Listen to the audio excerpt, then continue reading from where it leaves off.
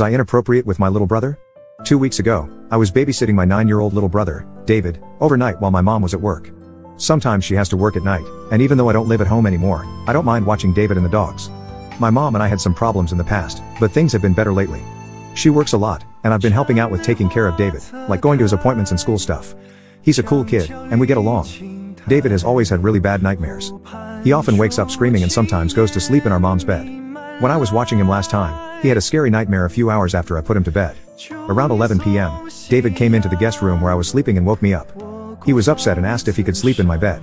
I was half asleep and said okay. He got into my bed and fell asleep. At 2:30 a.m., my mom burst into the room and scared us both awake. She seemed really angry and asked what I was doing. She took David and left, slamming the door. I was wide awake and confused. I got up a few minutes later, but they were already in her room, and I didn't want to argue. I packed my stuff and left. I texted my mom the next day, asking what happened. She said she needed space and told me not to message her right now. Later that night, she sent me a bunch of texts saying she couldn't believe I let David sleep in my bed, calling it inappropriate.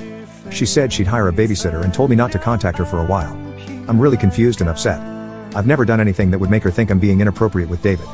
I think she's overreacting, but I'm worried that I crossed a line I didn't know about. I'm sad and embarrassed about all of this.